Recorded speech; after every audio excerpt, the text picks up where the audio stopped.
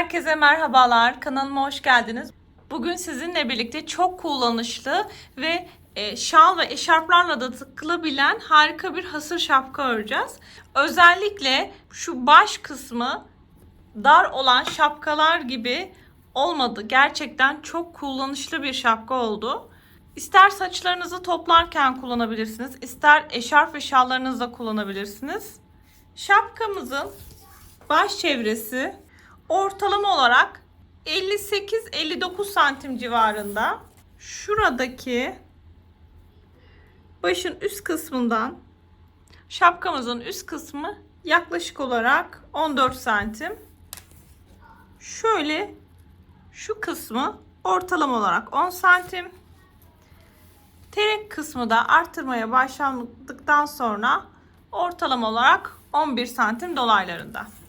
Şapkamızda ortalama olarak 200 gram kadar kağıt iplik kullandım. Burada dikkat etmemiz gereken bir nokta var. Şapkamızda 2 yumaklı kağıt iplik kullandım. Şöyle bir ipliği arasından geçirdim, bir ipliği de örerek kullandım. Burada elimde bulunan kalın kağıt iplikte formda olan kağıt ipliğimi arasından geçirerek kullandım. Diğer kağıt ipliğimi de örerek kullandım. Yani sizin de elinizde iki formda kağıt ipliğiniz varsa, biri daha kalın ise bunu arasından geçirerek kullandığınız kısımda kullanabilirsiniz. Diğerini de kağıt ipliği örerken. Tığ olarak 3,5 milim yün tığı kullandım. Sizin kağıt ipliğinizin inceliğine ve kalınlığına göre ve el ayarınıza göre tığ numaranızı da değiştirebilirsiniz. Şapka yapımına geçmeden önce hala daha kanalıma abone değilseniz ücretsiz abone olmayı sakın unutmayın, olur mu? Çünkü sizle birlikte burada birçok güzel tarif ve teknik öğrenmeye devam edeceğiz. Beni de Instagram hesabımdan takip edebilirsiniz. Pembe Düğme ve Pembe Düğme Atölye Instagram hesaplarım. Buradan ördüklerinizi bana DM'den gönderebilir veya sayfalarınızda etiketli olarak da paylaşabilirsiniz. İsterseniz buyurun hemen şapka yapımına geçelim. İlk önce sihirli halka yaparak başlıyoruz. Sihirli halka yapmayı bilmeyenler için çok pratik bir yöntem kullanacağım. Orta parmağımızı ipliğimizi ön kısımdan şu şekilde geçiriyoruz. Arka kısmından alıyoruz. Ve burada bir çapraz görüntü oluyor. Hemen tığımı arasından geçiriyorum ve bir tane ilmek alıyorum buradan. Bir tane daha ilmek alıyorum. Ve şöyle bir görüntü oldu. Şuradan tutuyorum. Şimdi bu halkanın içine bir tane sık iğne yapıyorum. Yavaşça halkanın ipliğini birazcık çekiyorum. Kağıt iplik olduğu için normal pamuklu ipliklerle ördüğümüz gibi olmuyor. Şimdi bu halkanın içine 8 tane sık iğne yapacağım. 2 3 4 5 6 7 ve 8. Şimdi şuradaki ucu sakince böyle çekiyorum. Birden çekerseniz kağıt ipliğiniz kopar. Dikkat edelim. İyice çekiyorum. Şurada kısım kapanana kadar. İlk sık iğnemin tepesine batıyorum. Arkadan ipliğimi alıyorum. Üzerine almadan ilmek kaydırma yaparak çıkıyorum. Şimdi burada bu ipliğimi de aramısından gizleyeceğim daha sonra. Diğer ikinci ipliğimi alıyorum. Şimdi bir taraftaki ipliğimle örerken diğer taraftaki ipliğimi de arasından geçireceğim. Şimdi şöyle hemen, şimdi burada bir tane zincir çekiyorum. Aynı noktaya tekrar şöyle batıyorum. Bu ipliği de arasına geçiriyorum. Tutuyorum bir yandan. Parmağımdaki ipliğimle sık iğne yapıyorum. Şimdi aklınız karışmasın, hemen şu ipliği şuradan biraz keselim. Bu ipliği daha sonra arasından geçireceğim. Şimdi buradaki ipliği şöyle tutacağım arkadaşlar. Bu şekilde örerken arasından geçirerek, gizleyerek devam edeceğim. Bir tane sık iğne yaptım. Aynı noktaya bir tane daha batıyorum. Çift sık iğne yapıyorum. Şimdi her bir ilmeğe çift batıyorum. Bir yandan bunu da arasından geçirebilirim. Bakın iplikleri arasından geçiriyorum. Bu ipliği şu şekilde tutuyorum. ilmeğime batıyorum. Diğer ipliğimi alarak örüyorum. Her bir ilmeğe çift batıyorum. 8 olan sık iğne sayımı bu sırada 16 sık iğneye çıkartıyorum. Sıra sonuna doğru geldim. Burada dikkat, artık burada spiral ilerleyeceğiz. Yani bakın, bir sonraki sık iğneme batıyorum. Yani ikinci sıraya geçiyorum. Burada bir tane sık iğne yapıyorum. Herhangi bir ilmek kaydırma yapıp zincir çekerek sırama başlamadım. Yalnız burada dikkat etmeniz gereken bir nokta var. Kağıt iplikle örerken normal iplikle örermiş gibi olmuyor arkadaşlar. Mutlaka bir ilmek belirleyici takın buraya. Çünkü kağıt ipliklerinizin ilmeklerini göremeyebiliyorsunuz ve sıra sonlarını ve başlarını kaçırabiliyorsunuz. Şimdi bu sırada bir sık iğne örüyorum ve bir tane arttırma yapıyorum. Yani çift batıyorum. Aynı ilmeğe 2 tane sık iğne. Bir sık iğne örüyorum ve diğerine çift batıyorum. Yine bakın, buradaki ipliğimi de arasından geçiriyorum. Bu şekilde sıra sonuna kadar devam ediyoruz. Bu sıramda da toplamda 24 tane sık iğne elde ettim. Şimdi devam ediyorum bir üst sırada. Bir üst sırada her bir ilmeğe bir tane sık iğne yapacağım. Herhangi bir arttırma işlemi uygulamayacağım. Ve sıra sonunda yine 24 adet sık iğne sayımı koruyacağım. 5. sıramızdan devam ediyoruz. Sıramızda ilk sık iğnemi yaptım.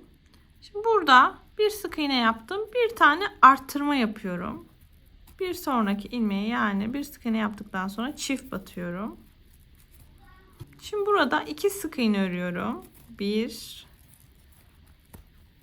2. Şimdi arttırma yapıyorum. Yani aynı ilmeğe çift batıyorum.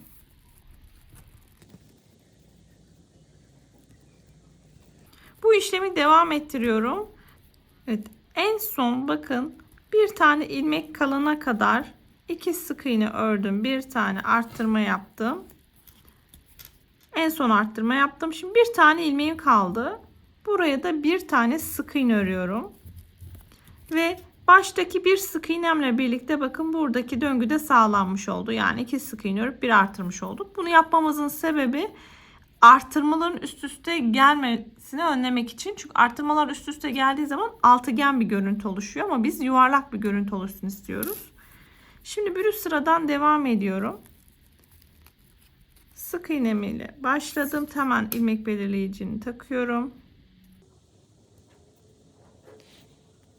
3 sık iğne öreceğim.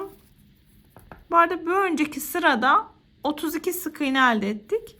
Şimdi bu sırada da 3 sık iğne örüyorum ve bir tane arttırma yapıyorum. Sıra sonuna kadar bu işlemi devam ediyorum. Sıra sonunda toplamda 40 sık iğneye ulaşacağım.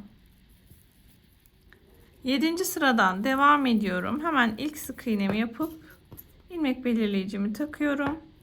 Bu sırada da her bir ilmeğe bir tane sık iğne yapacağım.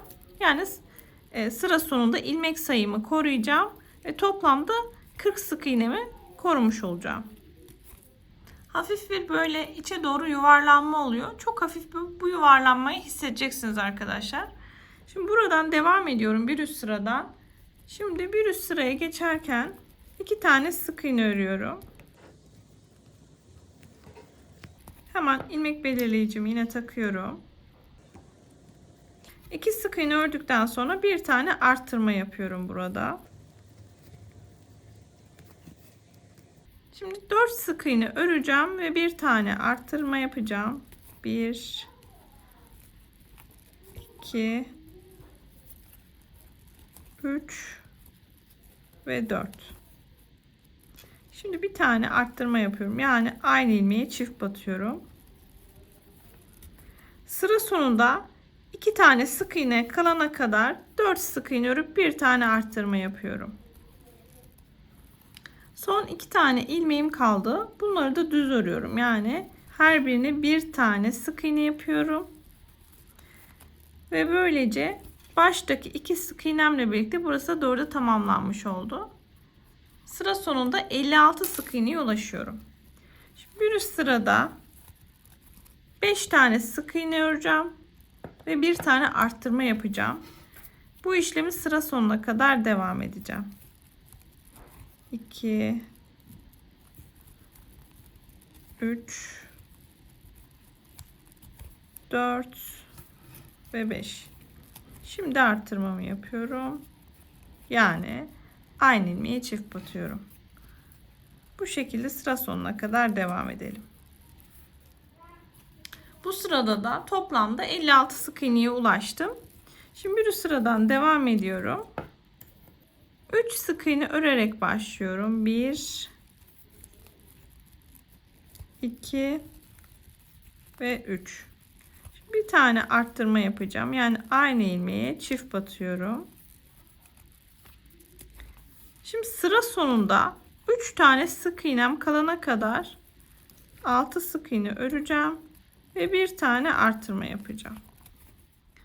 Bu sıramı da bitirdim ve sıra sonunda 64 sık iğneye ulaştım. Bir üst sırada da ilmek belirleyicimi takıyorum tekrardan. Bir üst sırada 7 sık iğne örüyorum ve bir tane arttırma yapıyorum. Sıra sonuna kadar bu işlemi tekrarlayacağım. Sıra sonunda toplamda 72 sık iğneye ulaşacağım. Bir üst sıradan devam ediyorum. 12. sıradayım. Bu sırada her bir ilmeğe bir tane sık iğne yapıyorum ve bir önceki sırada sıra sonunda elde ettiğim 72 sık iğne sayısını bu sırada da korumuş oluyorum böylece. Şapkanızı örerken bir yandan da elinizle el ütüsü dediğimiz olayı mutlaka yapın. Şöyle şapkanızı düzleyin. Zaten şapkanın baş kısmını biraz daha örüp bitirdikten sonra arkadan ütüsünü de yapacağız. Şimdi devam ediyoruz. 13. sırada. 13. sırada ilk sık iğnemi yaptım.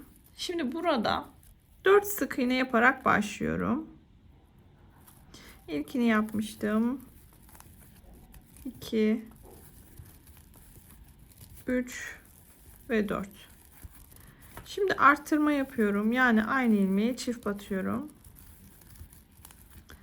Daha sonra 8 sık iğne ör, bir arttır yapacağım ve sıra sonunda 4 tane sık iğne kalana kadar bu işlemi devam edeceğim. Bu sırayı da tamamladık. 8 sık iğne ördük, bir arttırdık. Şimdi burada şapkamızın baş kısmındaki taban kısmı 17 santim kadar oldu. Sizin elinizin sıkılığından veya gevşekliğinden bu oran değişebilir. Eğer bu oran 17 santimin altında kaldıysa mutlaka baş kısmını biraz daha arttırmanız gerekir. Şimdi ben artık bu sırada arttırma yapmayacağım. Şimdi düz örgülerime başlayacağım. İlmek belirleyicimi burada çıkardım. Modelimi koyana kadar spiral bir şekilde düz örmeye devam ediyorum. Yine ipliğimi bakın bir yandan arka tarafından gizleyerek iç tarafından yürüterek örüyorum. Şapkamızın bu kısmında mutlaka arka kısımdan buharlı ütüyle ütüleyelim. Daha sonra düz örgülerini örmeye devam edelim. Şimdi bu noktada 8 sık iğne ör, bir arttır yaptıktan sonra bakın 3 sıra düz ördük arkadaşlar. 3 sıra hiçbir arttırma yapmadan her bir ilmeği bir sık iğne ördüm. Şimdi modelimi koyacağım. Modelimi koymadan önce şöyle bir tane ilmek kaydırma yapıyorum. Ve bu noktada 3 tane zincir çekerek başlıyorum. 2 ve 3. Burada tığımın üzerine alıyorum. Ve bir sonraki noktaya bir tane ikili trabzan yapıyorum. Tığımın üzerine alıyorum. Yine bir ikili trabzan daha yapıyorum yanına. Sonra tekrar tığımın üzerine alıyorum. Zincirimin tam battığım noktaya, 3 tane zincir çektiğim noktaya batıyorum. Çıkıyorum. Tığımda 3 tane ilmek varken ilk ikisini diğer ikisini birlikte yaparak buraya bir tane bu şekilde modelimi yapıyorum. Aslında hepsi ikili trabzan. Şimdi gelin bir daha yapalım. Bu arada ipliğimi yine bakın arkadan gizliyorum. Arkadan şu şekilde yürüterek devam ettiriyorum. Tığımın üzerine aldım. Şimdi bu noktaya dikkat. Burada bir tane ilmek atlıyorum. Bir boş ilmek atlıyorum. İkinci ilmeğime batıyorum. Çıkardığım tığımın üzerine 3 tane ilmek var. İlk ikisini diğer ikisini birlikte çıkardım. Tekrar tığımın üzerine alıyorum. Hemen yanındaki ilmeğe batıyorum. 3 tane ilmek varken tığımda ikisini bir, diğer ikisini birlikte çıkartıyorum. Tığımın üzerine tekrar bir ilmek alıyorum ve bakın atladığım boşluğa ön taraftan batıyorum. Arkadan ilmeğimi alıyorum ön tarafa ve uzatıyorum. Dikkat. Bu ilmeğimizi uzatmayı unutmayın. İlk ikisini bir, diğer ikisini bir çıkarak modelimi yapıyorum. Bakın. Şöyle bir görüntü oluşuyor. Buradaki ilmeği uzatmazsanız büzüşme yapar arkadaşlar. Mutlaka bir miktar ilmeğinizi uzatalım. Bu şekilde devam ediyorum. Bakın tığımın üzerine alıyorum. Bir boşluk atlıyorum. İkinci boşluğuma batıyorum. İkili trabzan yapıyorum. Üzerine alıyorum. Tekrar yanındaki ilmeğe batıyorum. Bir ikili trabzan daha. Üzerine alıyorum.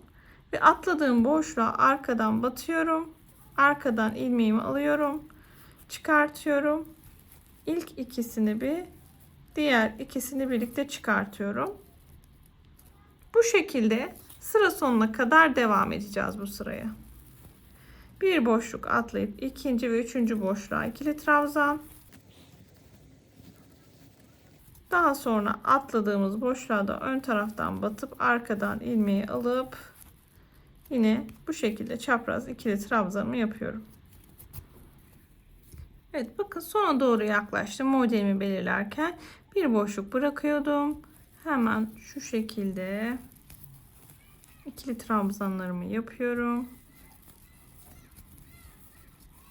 Bir tane gerideki boşluğa batıyorum.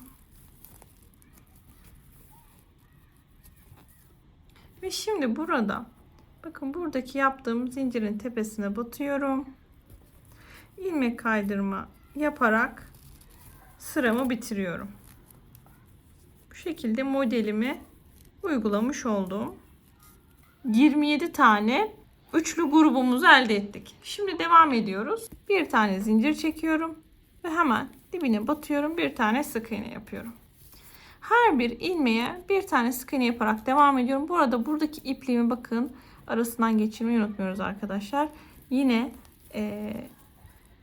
bu ipliğimi de içinden geçirerek örgüme devam ediyorum. Her bir ilmeğe bir tane sık iğne yapıyorum. Şimdi bu sıramızda bakın şuradaki ilmeklere batıyoruz. Şuradaki boşluklara batıyoruz. Her bir trabzanın tepesindeki boşluğa batıyorum aslında. Bu şekilde her bir ilmeği örerek sıra sonuna kadar devam edeceğim. Sıra sonuna geldim. Burada yine ilmek kaydırma yaptığım noktaya geldim. Yine bir üst sıradaki bir alt sıradaki sık iğnenin tepesine battım. Yine burada ilmek kaydırma yaptığım üst yerinde yine ilmek kaydırma yaparak başladım. Bir tane zincir çektim ve aynı noktaya batarak sık iğne yaptım. Ve böylelikle bir üst sıraya da geçmiş oldum. Şimdi burada 9 sık iğne öreceğim ve bir tane arttıracağım. En son arkadaşlar burada yine ilmek kaydırma yaparak sıramı tamamlıyorum. Bir tane zincir çekiyorum. Tam dip noktasına sık iğne yaparak bir üst sırama başlıyorum. Burada artık hiçbir artırma, eksiltme yapmadan her bir ilmeğe bir tane sık iğne örüyorum. Bu sıramı da bitirdim. Bu sıramı da tamamladım. Şimdi yine ilmek kaydırmayla bir alt sıradaki sık iğnenin tepesine batıyorum ve üzerine almadan çıktım. Şimdi burada modelimi yine belirleyeceğim. 3 tane zincir çekiyorum. Üzerine alıyorum ve bir sonraki ilmeğin dibine batıyorum. İkili trabzan yapmaya başlıyorum. Şimdi zincirle birlikte 2 tane ikili trabzan saydığımdan dolayı şimdi bir geriye geleceğim. Zincirimin bir önceki gerisindeki ilmeğin içerisinden batıyorum. Arkadan çıkartıyorum ve buraya yine bir ikili trabzan yapıyorum. Toplamda 30 tane üçlü grup elde edeceğiz. Tığımın üzerine aldım. Şimdi burada bir tane ilmek atladım. İkinci ilmeğime battım. Bir tane ikili trabzan yaptım. Tığımın üzerine aldım ve bir sonraki ilmeğe battım. Buraya da bir ikili trabzan daha. Tığımın üzerine aldım. Şimdi boş bıraktığım ilmeği ön taraftan battım. Arka taraftan ilmeğimi aldım, çıkardım. Tığımın üzerinde 3 tane ilmeğim varken ilk ikisini bir, diğer ikisini bir çıkardım. Ve devam ediyorum. Bu şekilde sıra sonuna kadar bu işlemleri yaparak modelimi vermeye devam ediyorum. Sıranın sonuna doğru geldim. Bakın bu şekilde modelimizi bu kısmı da oluşturduk. Toplamda 30 tane üçlü grubumuz olmuş oldu. Şimdi bu sıramı birleştireceğim. Bakın 3 tane zincir çektiğim kısmında 3. zincirin tepesine batıyorum. İlmek kaydırmayla. 3. zincirimin tepesine batıyorum. Arkadan ilmek alıyorum. Ve tığımdan geçiriyorum. İlmek kaydırma yapıyorum yani. Şimdi bir üst sıraya geçiyorum. Bir tane zincir çekiyorum. Bu ipliğimi de arkadan bakın hemen şöyle yürütüyoruz bir yandan da unutmayalım. Şuraya bir tane sık iğne yapıyorum. Hemen bakın zincir çektiğim noktaya batıyorum. Buraya bir tane sık iğne yapıyorum. Her bir ilmeğin tepesine batıyorum. Bakın bu şekilde her bir boşluğa, her bir trabzanın tepesine batıyorum. Birer tane sık iğne yapıyorum. Evet, şimdi burada bakın bir sıra hiçbir arttırma eksiltme yapmadan örelim demiştik. Ben 2 sıra daha düz ördüm. Toplamda modelimizi koyduktan sonra 3 sıra hiçbir artırma eksiltme yapmadan düz ördük. Bu arada her bir üst sıraya geçerken ilmek kaydırma yapıp bir zincir çekip daha sonra sık iğne yaparak sıramıza başladık. Şimdi bu sırada dikkat, artık şapkamızın terek kısmını yapmaya başlayacağız. Şapkamızın buraya kadar olan kısmında hemen size ölçüsünü vereyim. Bakın buraya kadar yaklaşık 9,5 santim. Çok 9,5'a kaymıyor arkadaşlar. Neredeyse 9 santim. Şimdi bu sıramızda 1 2 sık iğne öreceğiz ve bir tane arttırma yapacağız. Yani bir ilmeğe çift batacağız. 2 tane sık iğne yapacağız. Bu şekilde sıra sonuna kadar 2 sık iğne örüp bir artıralım. Bu şekilde sıra sonuna kadar devam edelim. Sıra sonuna doğru geldim. Şimdi tekrardan bakın ilmek kaydırma yaparak sıramı birleştiriyorum. Şimdi bir üst sıraya geçiyorum. Yine bir tane zincir çekiyorum. Tam dip noktasına bir tane sık iğne yapıyorum. Şimdi bu sırada her bir ilmeğe bir tane sık iğne yapıyorum. Yani düz örüyorum. Herhangi bir arttırma yapmadan her bir ilmeği bir sık iğne yaparak sıra sonuna kadar devam ediyorum. Bu sıramı da tamamladım. Yine bakın sıramın sonunda ilmek kaydırma yaparak, yani tığımın üzerine almadan çıkıyorum ve bir üst sıraya geçiyorum. Şimdi burada 3 zincir çekerek başlıyoruz. 2 ve 3. Tığımın üzerine bir tane ilmek alıyorum ve yanındaki ilmeğe batıyorum. Bir tane ikili trabzan yapıyorum. Tığımın üzerine alıyorum ve zincirimin, bakın zincirimin yanındaki ilmeğe bir diğer yanındaki ilmeğindeki boşluğa batıyorum. Arkadan ipliğimi çıkartıyorum. Tığımda 3 tane ilmeğim varken ikisini bir, diğer ikisini bir çıkartıyorum. Ve burada yine modelimi uygulayacağım. Tığımın üzerine alıyorum. Bakın ilk boşluğumu atlıyorum. İkinci boşluğa batıyorum. Tığımın üzerinde 3 ilmek varken ikisini bir, diğer ikisini bir çıkartıyorum. Tekrar alıyorum. Hemen yanındaki dibindeki boşluğa batıyorum. Ve aynı işlemi burada da uyguluyorum. 2 tane ikili trabzan yaptım. Şimdi atladığım boşluğa ön taraftan batıyorum. Arkadan ipliğimi çıkartıp burada ilk ikisini bir, diğer ikisini birlikte yaparak, yani ikili trabzan yaparak modelimi belirliyorum. Şimdi aynı şekilde tüm sırayı bu şekilde modeli kurarak devam ediyoruz. Modelle olan sıramızı da tamamladık. Bakın şimdi bu noktada ne yapacağım? 3 tane zincir çektiğim kısmın tepesindeki zincire batıyorum. Yine bu ipliğimi de arasından geçireceğim dostlar. Şöyle ilmeğimi alıyorum. Arasından geçiriyorum. Şimdi bir üst sıradan devam ediyoruz.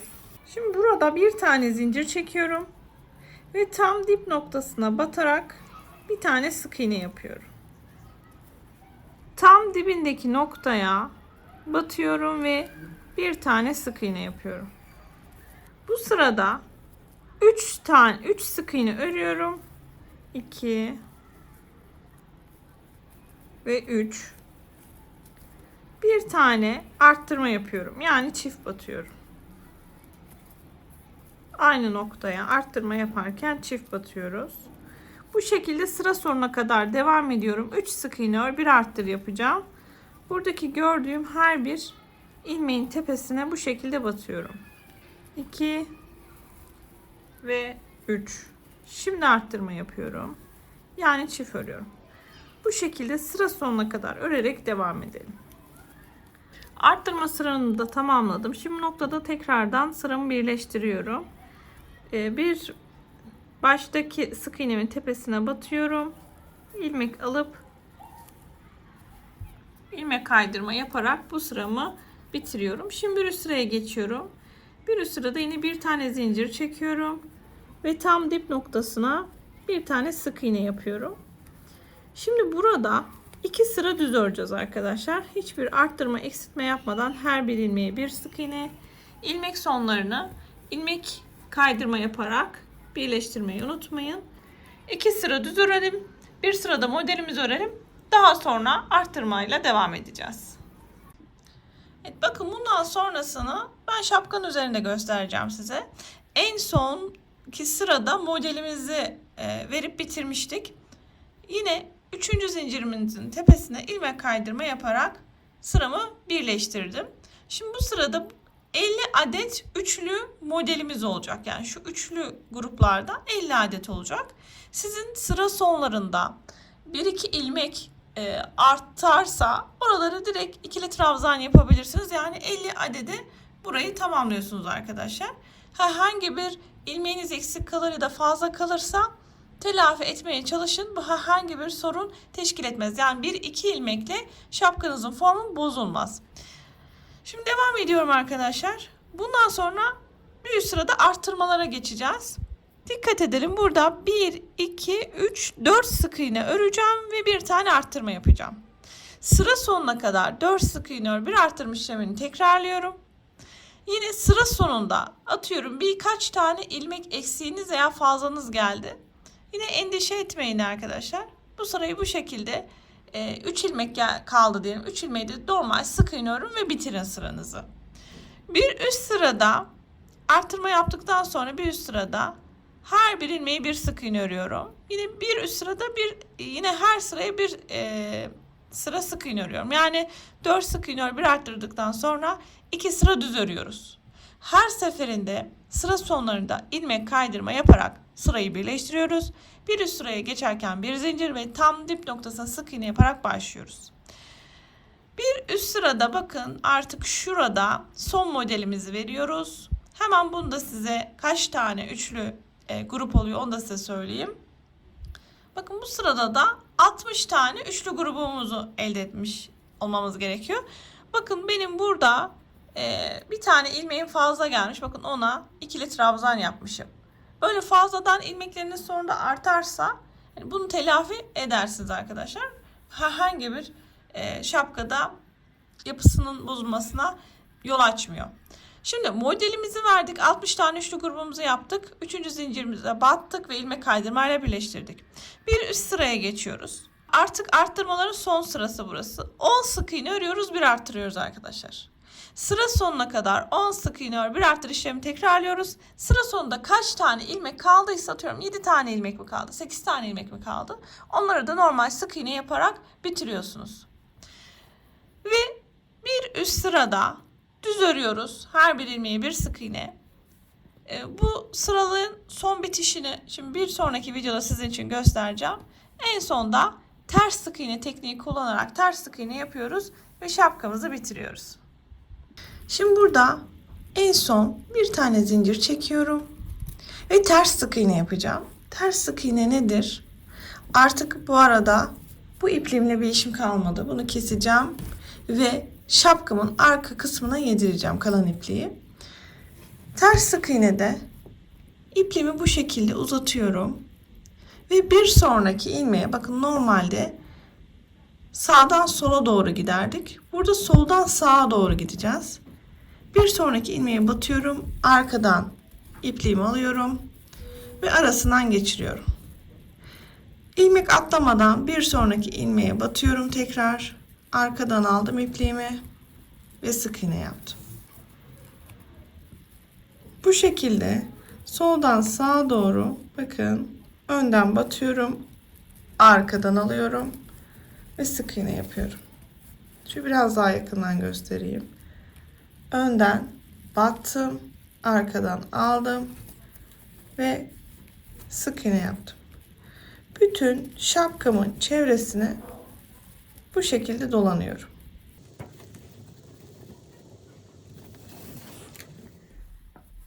Sıramızın sonuna ters sık iğne yaparak geldik. Bakın artık son ters sık iğnelerimi yapıyorum. Sonuncu işlemi sık iğne yapmadan ilmek kaydırma yaparak bitiriyorum. Burada ipliğimi artık keseceğim. İpliğimi bir yün iğnesi yardımıyla şöyle arka kısmından gizliyorum. İçinden yürüttüğüm ipliğim de var. Yine aynı şekilde o ipliğimi de arkadan bu şekilde gizleyerek pürüzsüz hale getireceğim şapkamı.